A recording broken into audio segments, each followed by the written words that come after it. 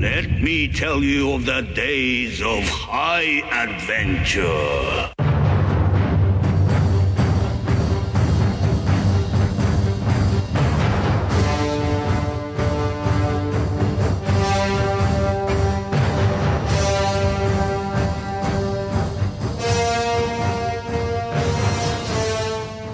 Hey, I'm John. And I'm Kevin. And this is 6 Degrees of Schwarzenegger, the podcast where we take a long, hard look at some of our favorite action movies from the era of... Sounds like Chewbacca. Schwarzenegger, he's the icon of the genre, and we're taking a deep dive into some of these 80s and 90s cult action movies and breaking them all the way down.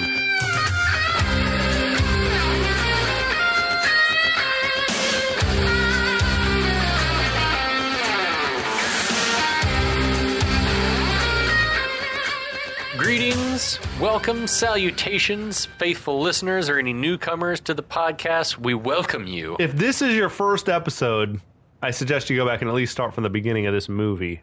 Yeah, sure, why not? Go listen to the first 2 episodes and then come back. Yeah. We'll continue talking The to you. movie is, at least for now, available on Netflix, and it's as good as it's ever been. I love it. That is to say, it's just fine. Oh, yeah, we're talking about best of the best, by the way. It is. What are you drinking? I'm drinking a classic Atlanta Sweetwater 420 I feel like that's extra pale ale. Atlanta's like It's the flagship beer, right? Yeah, I would say that probably Creature Comforts, due to its popularity in the Marvel sphere and elsewhere, has now become like the most popular beer from Georgia. But 420 to me is like quintessentially home.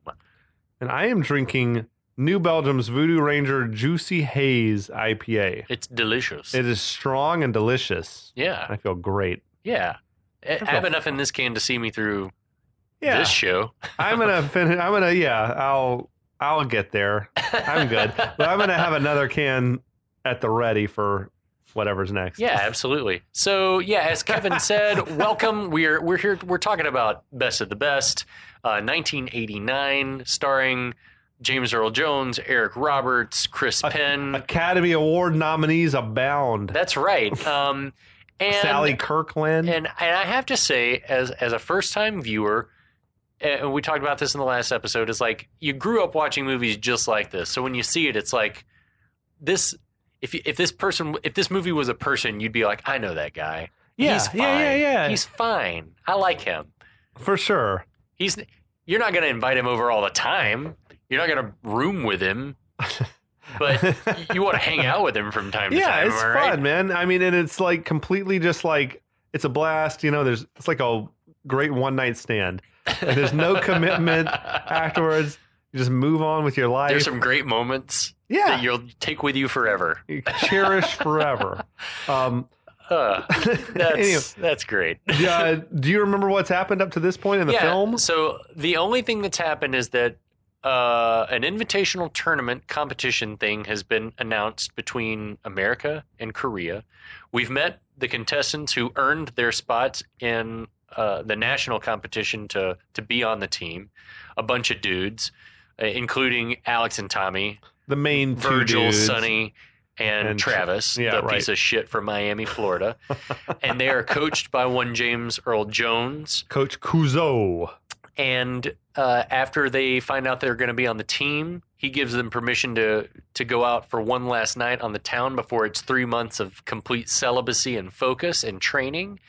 And they go to a country and western bar in Los Angeles. And for the next, seems like 15 minutes of the movie straight, there's a bar fight. There's some laughs. We laughed. There's cried. some laughs. We get to know the characters a little bit. Travis is a complete scumbag, as we already knew, because he's a racist shit. Virgil is like, he's like deceptively into charming. Metaphysics, and I almost expected Virgil to be from Germany or something like that. It would have made more sense for him to be like foreign, but he's not.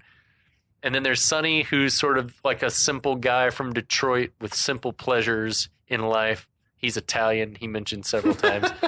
And then there's Tommy. He doesn't understand military time. We know that about him. And then there's Tommy, who runs a dojo for children.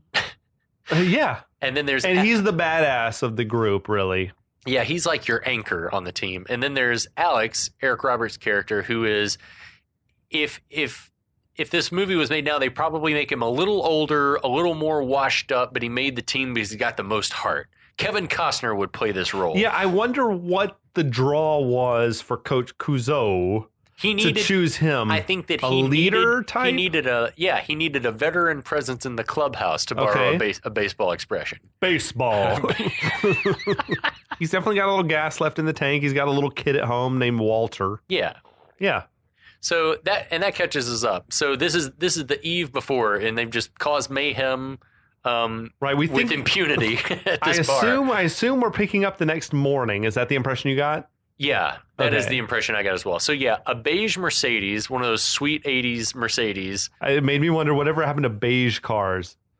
You still see some, but they're not as beige, maybe. They're not as cream colored. They're more khaki now. Yes. A beige Mercedes pulls into the parking lot at the training facility. A pair of women's legs get out of the car and walk on in. I love the handy cam following the legs is like sort of shaking. It was like the beginning of Roadhouse. Yes. With the legs. But anyway, a woman walks into Coach Couzo's office. She introduces herself as Catherine Wade. Couzo seems surprised. Even though she's like, I believe you've been expecting me. Does that mean he's never once looked at the dossier on Wade that the guy gave him? I doubt he ever looked at it. Jennings? Yeah. Okay. That was my take, is that he was like, oh shit, I forgot you were coming. Now Don, the other trainer, he takes it in stride, introduces himself, asks her if she wants some coffee. And she's like, nah. She declines and he steps aside. I'm a big fan of Don. Don's a stand-up dude. He's a gentleman. Couzo bluntly says he didn't ask for her to be here. He doesn't need any help. He's rocking a members-only jacket, burgundy. Love it. My pawpaw had that jacket. Same jacket. Awesome. She leaps to the conclusion that his beef with her is because she's a woman. Probably. Like, well, I am a woman, Mr. Couzo. But in spite of this handicap, I'm hopeful that in the next few months, my usefulness to this team will become apparent.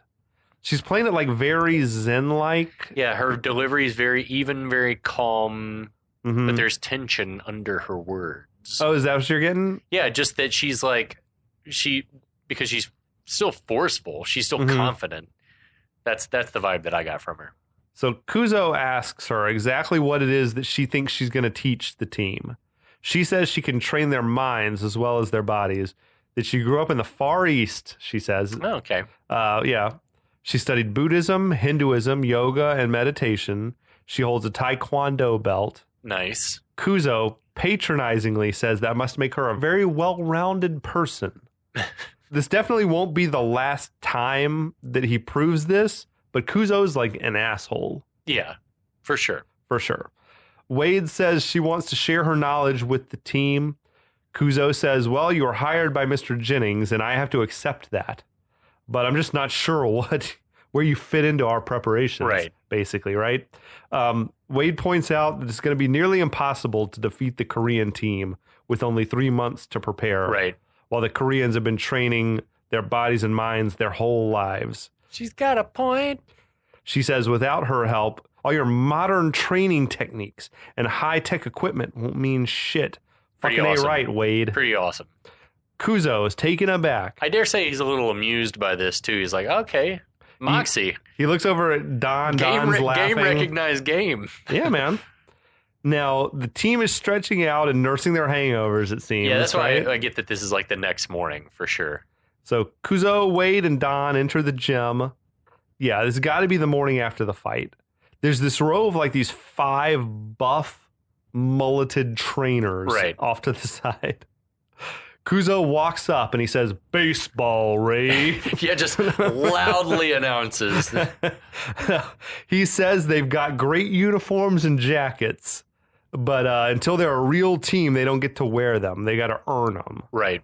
Couzo says, now go run 20 laps, which Sonny astutely points out, that's 5 miles. Which is not long. That's not a long distance. Not maybe for a world-class athlete. That would kill me, probably.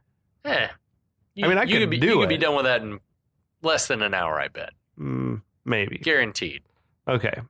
But let's get real. What are we thinking? Is Couzo like a fucking former karate champion or something? What is it? What are his credentials? I don't know. It's like sometimes these guys that end up being hitting coaches in baseball that were never baseball players. It's like, how did you get that gig? That's what, like, if he But he doesn't obviously have, knows a lot about the sport. Does he? Well, I mean, in the He's tournament, coaching he's like, them up? yeah, he's like telling them But it's always strategy and stuff bullshit, like that. counter. But some of it, he's like, like get out of the way and do a ridge punch or whatever the fuck it's called. It's like, I think he knows.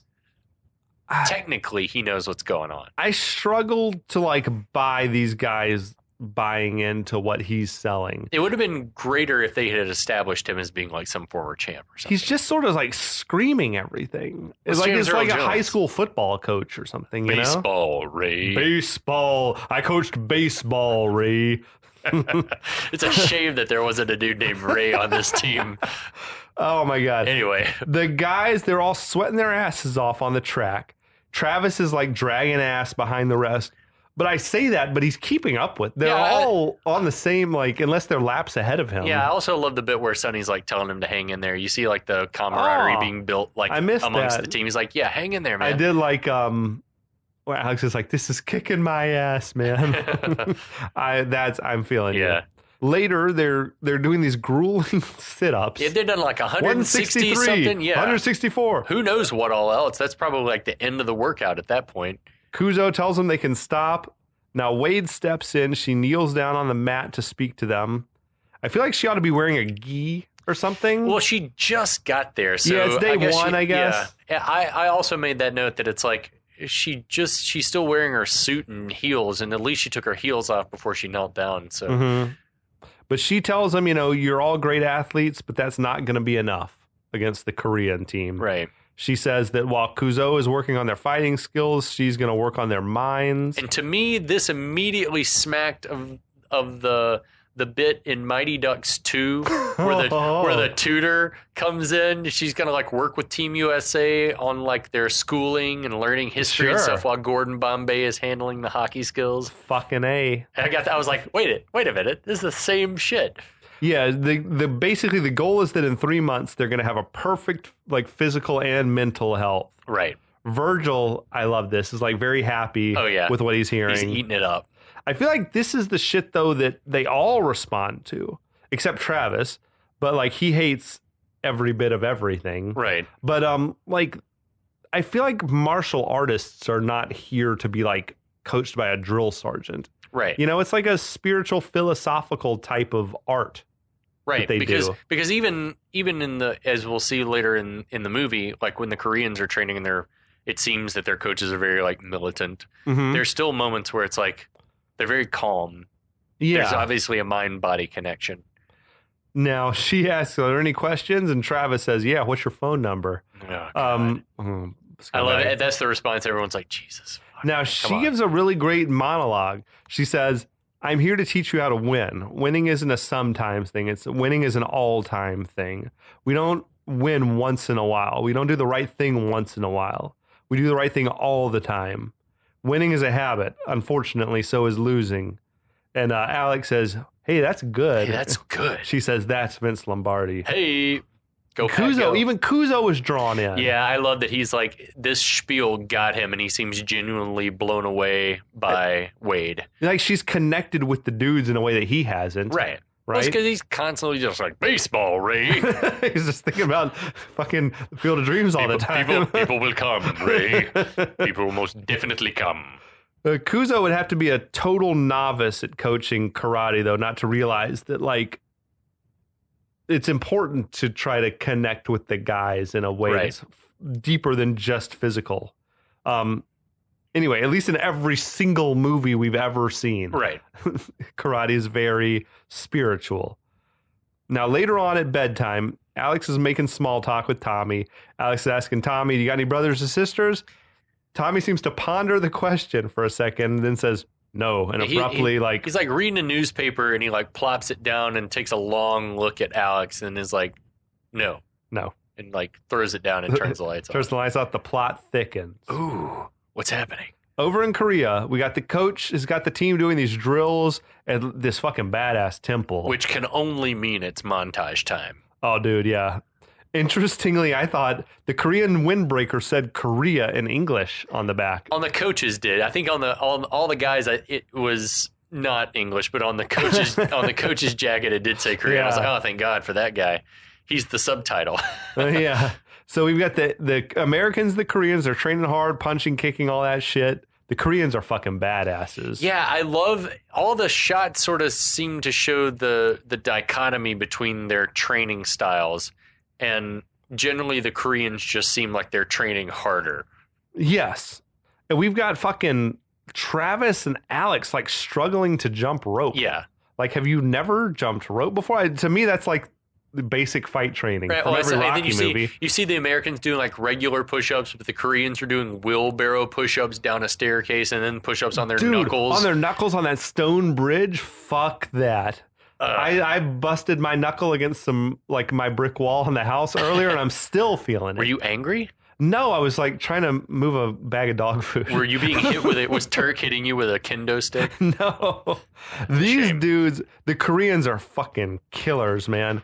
Travis working out wearing a fucking weightlifting belt all the time. Why? Do you think it was to hide a belly?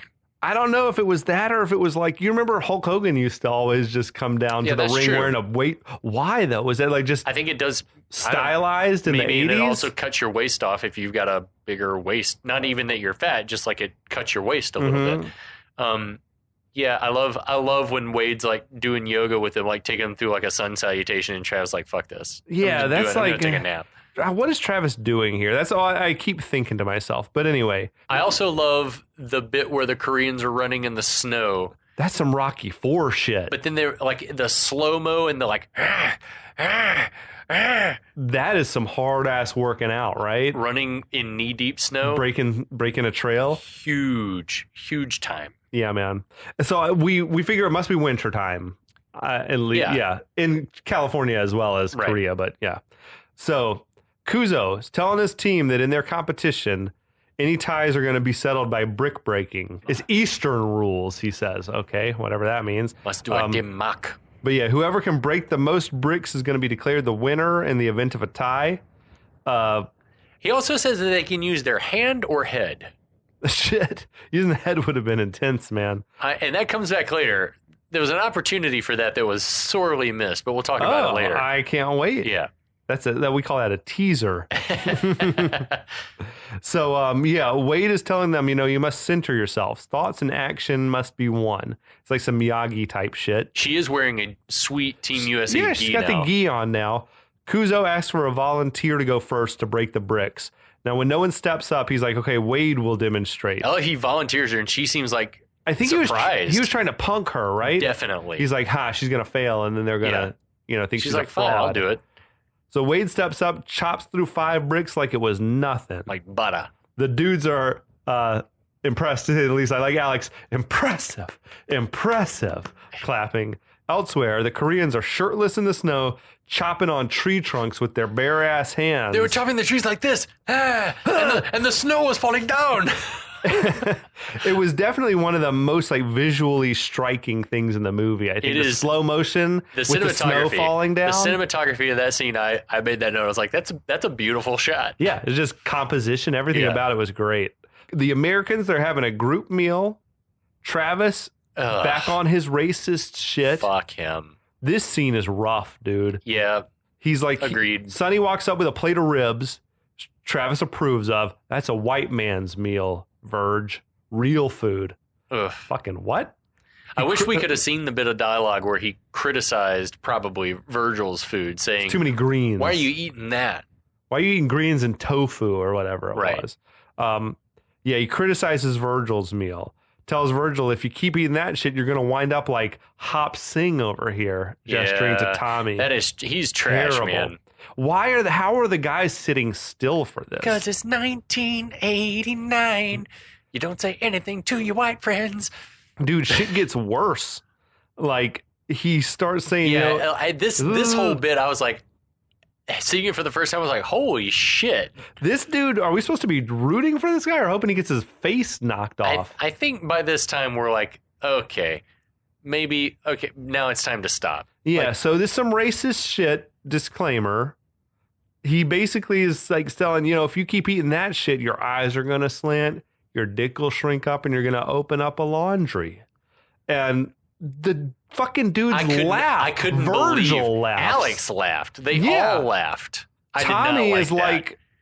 But Tommy's even trying Tommy, to laugh it off. He's like, that's harsh. Yeah, I thought, but maybe he thinks Travis is such a dickhead, but that was kind of funny. I don't know. Alex is like fucking rolling on the floor type shit. Yeah, I did not appreciate this scene in the least. Travis keeps pushing, and Alex finally tells him, like, hey, man, shut up. Right. Travis gets mad at Alex, and now Tommy tells Alex. I'm talking to you. Tommy tells Alex it's okay, He's like, and Travis gets up in Tommy's face, asking, are you scared? And is he delusional enough to think like that he could take Tommy? Oh, man. Tommy would destroy him. He does at some point when they're sparring. Yeah. They've got everyone in the cafeteria is like watching this go down now. Couzo not doing shit about it. Let the boys work it out. Let's see what happens. Let them work out their wiggles. So Alex wants to step in. Tommy tells him, sit down, Alex. And Travis is like, yeah, sit down, Alex. Then he's like saying, what do you boys think? You think he's yella? How about it? You yella? Huh? Tommy turns to him very slowly and is like, obviously, which is he owned Travis in that moment. Pretty slick little comeback. That was awesome. Dude, I don't know if you were with me when this happened. I'm always with you. This was 20 years ago, college times, going to a Braves game. This was on the shuttle bus, from the Braves stadium back to the transit station after a game. Like to 5 Points? Or wherever. Yeah. Riding the shuttle back to 5 Points. There was a drunk-ass white dude who was like harassing an Asian guy on the bus. Were you with me for this? I don't know. It wasn't like horrible. Was this when we went to it was like Braves Giants, like first game of the CS or something? Or I think it was a regular season game. Okay. I think I was with my friend Bobby, so I don't think it was maybe you. Maybe I wasn't there. But this dude, just the white dude, kept calling this guy Bruce Lee. Ooh, no, I don't. He's remember like, that Bruce Lee. What's up, Bruce? He's like, hey man, Bruce Lee. Do you know karate? It wasn't like hate speech necessarily, but it was clearly like racism or whatever. But this Asian dude, man, all the credit in the world. At some point, he told this guy, he's like, hey, shut up, Chuck Norris. It was like the coolest thing I've ever seen somebody badass. say. And I'm like, you just owned that dude. Yeah. Good for you, man. Yeah, for real. But Travis Brickley, I don't know how he's not dismissed from the team. He should be. For this shit. You can't take this guy to Korea.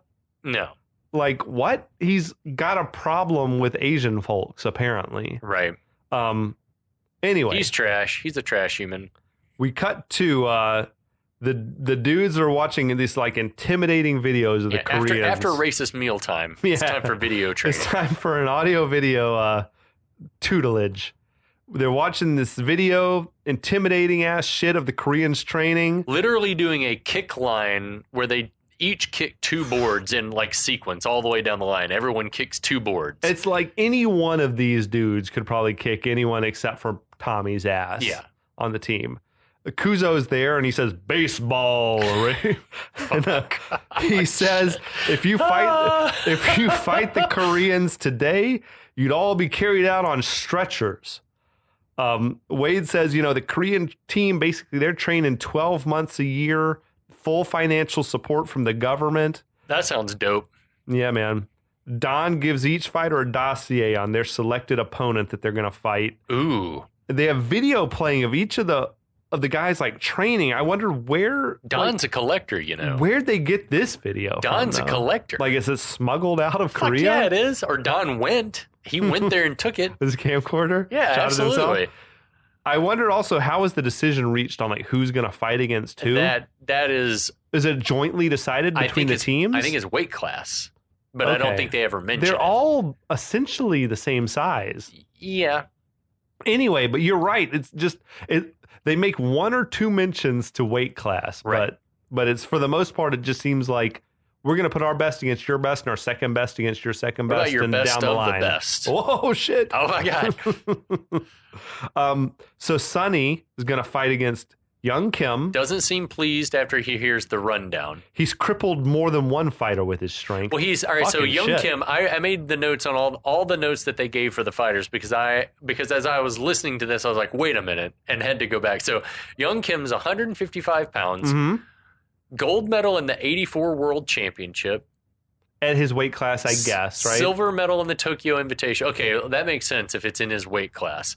Yeah, there's a lot of overlapping stats. It's like he's here. won a gold medal, and then this other guy's won a gold medal the same years that these other two guys won a gold medal. He's the best fighter of his generation, whatever the fuck that type shit means. But how do they all win a gold medal in the same year? It would have to be weight classes, I guess. That then makes sense, and I can suspend my argument for the rest of this. No, I mean, you're right, because they're just throwing superlatives out about these dudes. But they also, this is like, it's Sonny's guy that they make they read his whole rundown, and then they say, Sonny, to beat him, we're going to have to make your moves smaller and more focused. Yeah. They don't go to that level of detail for all, or maybe they did, but they had to cut it. It could be, it's odd because they, give this guy's weight and then they don't give anyone else's weight. Right. It's just whatever. But yeah, Travis is going to face Tung Sung Moon, the 1985 world champion, gold medalist, whatever.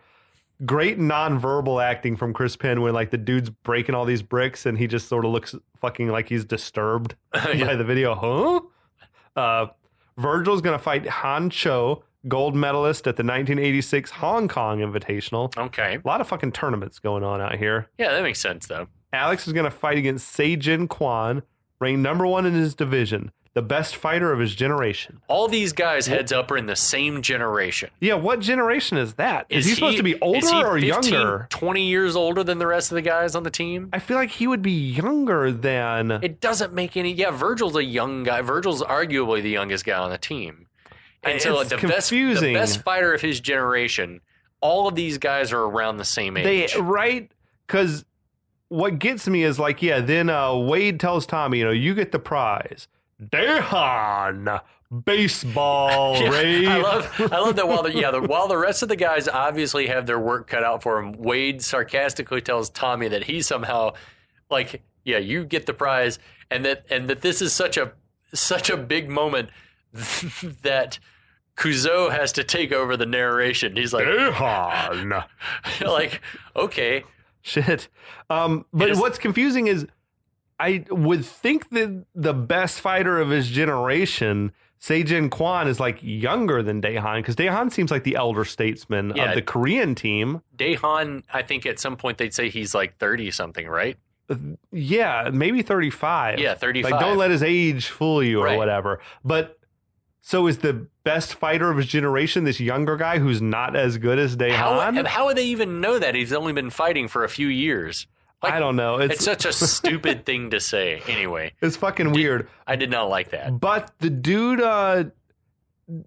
Se-Jin Kwan, first we see him on this video hitting this killer fucking axe kick and breaking a bunch of bricks or something with it. And he's played by James Liu, who he's one of these dudes who turns up in countless flicks. But he was a very featured member of the Chang Sing fighters in Big Trouble in Little China. These guys got enemies? These weekdays. They are black with red turbans. Holy shit. These guys are animals, Jack. But anyway, we should watch that movie right now. Dude, yes, we Turn will. Turn this off. We'll be right back. We'll be right back. No. Back to Daehan. Daehan. Tommy looks like he's seen a ghost. Yeah, so let's talk about Daehan. 176 pounds. Okay. So winner of every major invitational for the last 10 years, except for the ones that his friends have won. Right. That has to mean, I guess, winner in his weight class. Or age division or something. Gold medals in the 84 through 88 world championships, except for the gold medals that his friends won. And ranked number 1 in the world, except for his friend that's the number 1 fighter in the world and best of his generation. Right. So anyway, but that's all I have to say about that. Daehan, played by Simon Rhee, the real-life brother of Philip Rhee. That is fucking awesome. Did not make that connection because I didn't read the credits that far down. Simon also did all the choreographing of all the fights for the film. He and his brother threw the shit down in their fight is like the choreography and everything is like, these are some fucking fighters. Oh my man. God. Anyway, so yeah, we'll get to that later. Yeah, dude. Tune in.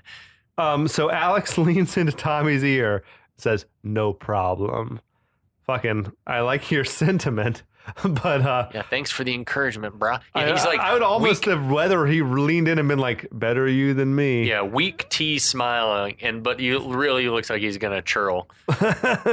Yeah, we see Dahan on his video. He's hitting this like sort of Superman punch through a brick.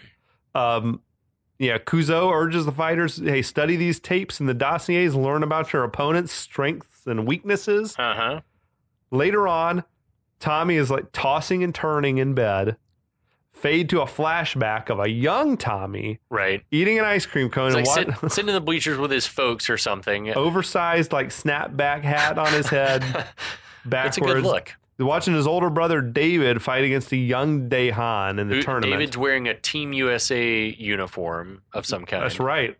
Young Tommy is going to town on that ice cream cone. Hell yeah. And young Dahan, he doesn't have his goatee, and it's hard to ignore how much he looks like Philip Rhee. Yeah. Because they're bros. Yep.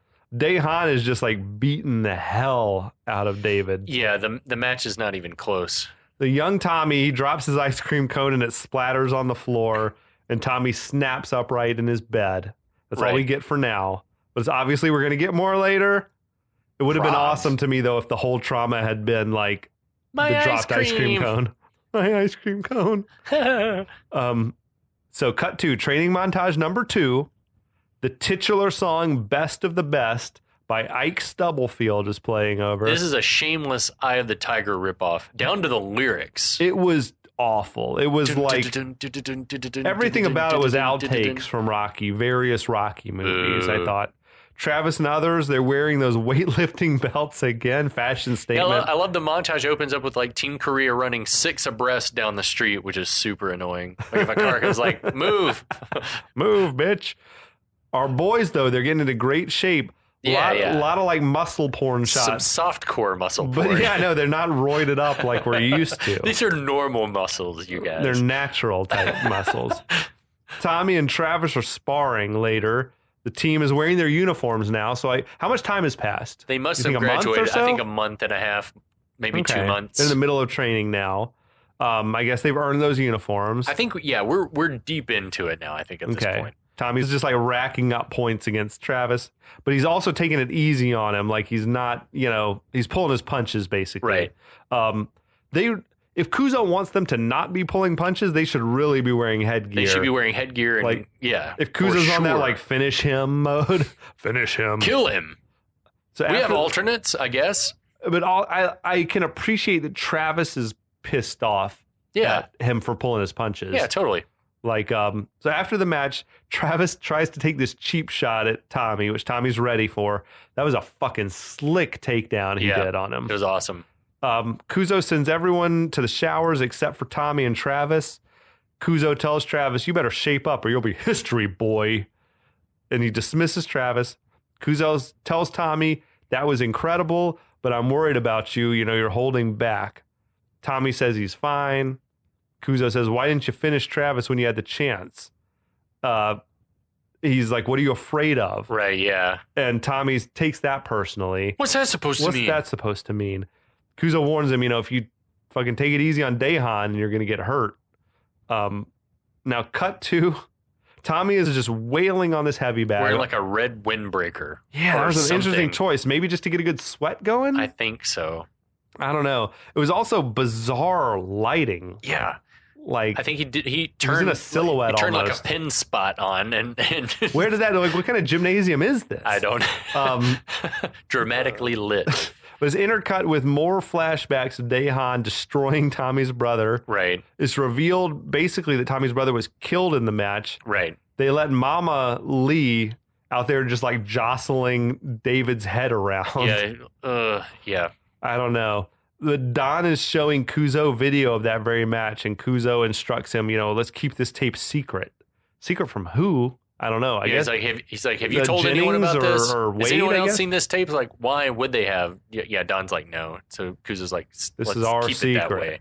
I was thinking earlier, it was inconceivable that they didn't already know about the history with Dahan and Tommy's brother. But like, I don't know, maybe it's something they realized later. Yeah. Like, you know, we knew about this, but we didn't know that David Lee and Tommy Lee were related. That's because they're racist. They all look the same to me. Shit. No, yeah, I don't know. Maybe it's just something they realized that they didn't. They realized there must be something they didn't know. Couzo sent Don to do some deeper research. Maybe they couldn't afford their industry publications. They couldn't afford that subscription, so none of them had been reading up on it.